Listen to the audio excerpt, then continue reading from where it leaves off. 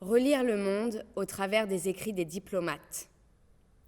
Monsieur Lucet, ambassadeur de France à Washington, à Monsieur Couve de Merville, ministre des Affaires étrangères. Washington, le 5 avril 1968. Assassinat du pasteur Martin Luther King.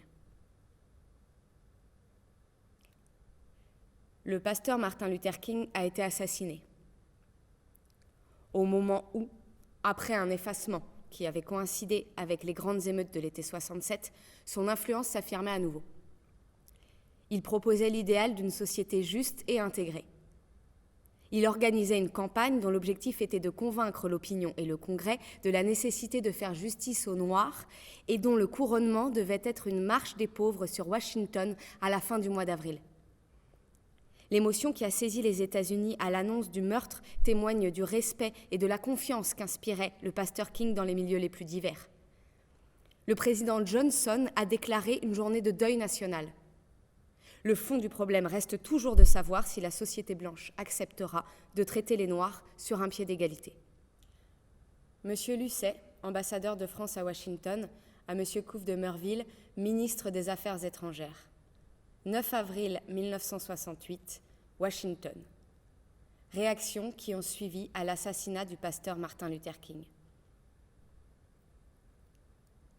Entre le 4 avril, date de l'assassinat du pasteur Martin Luther King, et le 9, le jour de ses funérailles, il s'est produit un changement d'atmosphère qui, s'il n'a certes pas transformé les données du problème racial, conduit, semble-t-il, bien des Américains à le voir sous un jour nouveau. Les autorités ont réagi aux désordres qui ont suivi l'assassinat d'une façon différente de ce qui avait caractérisé leur comportement lors des émeutes de l'été 67. Les pouvoirs publics ont cherché à rétablir l'ordre en déployant des forces imposantes, mais sans agir avec brutalité, comme s'ils voulaient montrer aux Blancs qu'ils avaient la volonté et les moyens de maintenir la paix civile, et aux Noirs qu'ils s'abstiendraient de toute répression aveugle. Peut-être cette tactique aura-t-elle pour effet d'atténuer la peur qui sépare les deux communautés. La manière dont les moyens d'information ont rendu compte de l'assassinat, des désordres et des cérémonies à la mémoire du pasteur King a également été fort différente. On s'est abstenu de donner les premiers rôles aux extrémistes et on a donné libre cours aux sentiments les plus évangéliques.